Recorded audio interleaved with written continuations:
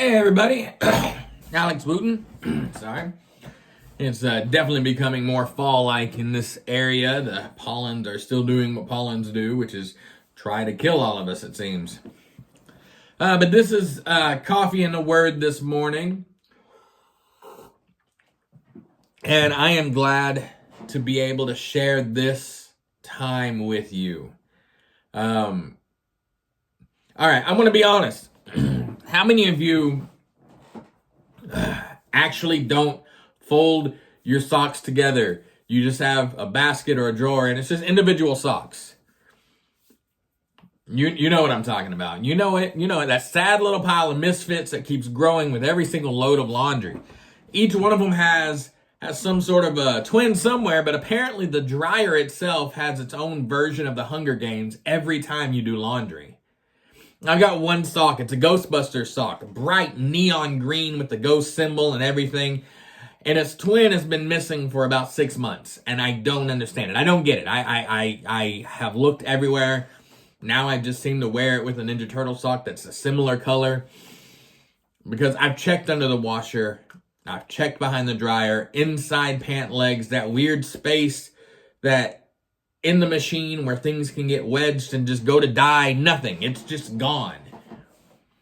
And every time that I do laundry or put my laundry up, I see that individual sock and I think to myself, one day, far from here, I'm going to find the other one. But deep down, I have to come to the realization that it's probably lost forever. And that's when it hits me. Sometimes life feels exactly like that.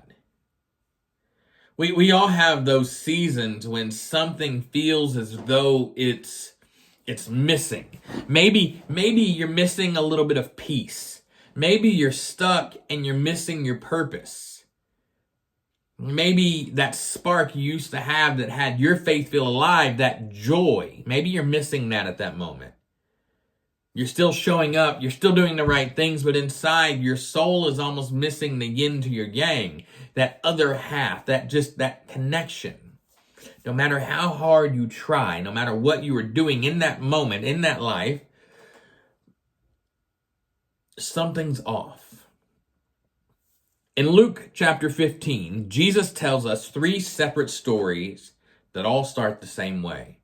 He says, something valuable gets lost. In the first one, a shepherd loses a single sheep. In the second one, a woman loses a coin.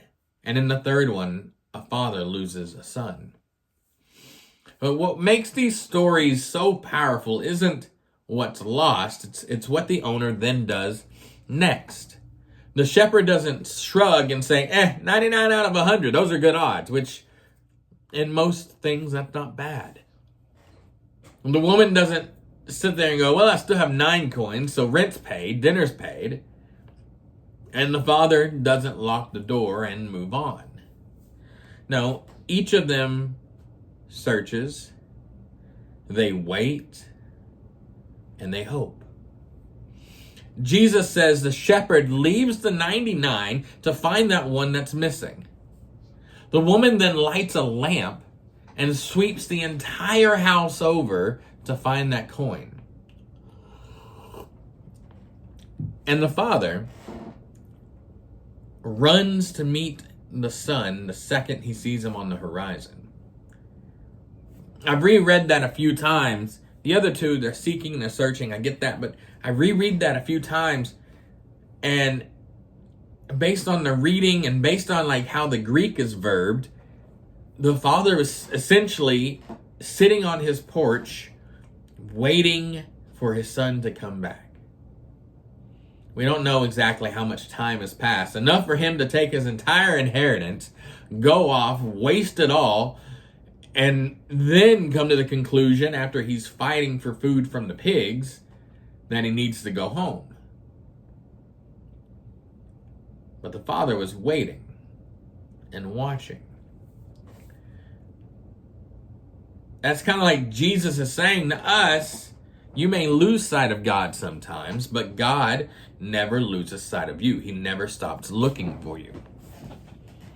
Let's be honest though, there are seasons when our faith feels as though it gets like that sock stuck somewhere in the dryer. It's buried under guilt, worry, exhaustion. We often don't think about that as being someone that can, or something that can pull us from the Lord. But sometimes we allow ourselves to become so exhausted with the world that we stop focusing on everything else. Maybe it's been overcrowded by busyness or disappointment. You might think to yourselves, I've done too much, I've drifted too far, God's probably not searching for me. But that really isn't how grace works either. God, who created galaxies, still notices when you go missing. And he doesn't scold. He doesn't search. He searches. When you've fallen behind, he doesn't say, I told you so. He says, hey, I've been waiting up for you. If you think about that story specifically of the son coming home, his brother got upset. His brother basically said, hey, I didn't do any of the stupid things that he did, and yet you're doing all of this for him. And the father says, yes, but your brother's returned. Trying to, and essentially from what I read in there, trying to tell the other brother, hey, listen, if you had done the same thing we'd be doing right now for him, for you, what we're doing for him. So that applies to anybody who leaves and gets lost. So what do we do today as Christians when we feel like that missing sock? We need to allow ourselves to be found, family. That means we need to slow down, praying when we don't feel like it, being honest with God about where we are. It means opening our Bibles not out of duty, but because we know there's still hope for us in those pages. Sometimes being found isn't about doing more, it's about stopping long enough to let God catch up to you. In Isaiah 49:16, see, I have engraved you on the palms of my hand. That means your name, your story is written where God can't forget. Sometimes you might feel like you've slipped through the cracks, but I promise you to God, you are irreplaceable. You are not disposable. You are his. So here's a fun little challenge for this week. When you're folding laundry, when you see one of those lonely socks, let it remind you of this truth. God does not forget what's his. Not your name, not your prayers, not even your smallest acts of faith. And when you find that missing sock one day, because they always turn up in the weirdest places, take a second to smile and say, thank you, Lord, for finding me as well. You know what all those lost stories in Luke 15 have in common at the end?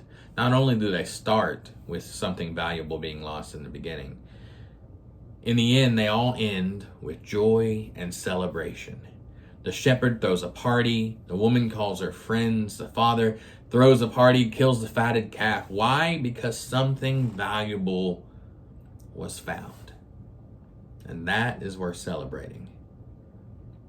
And friend, family, brothers and sisters, we are all worth celebrating, especially you.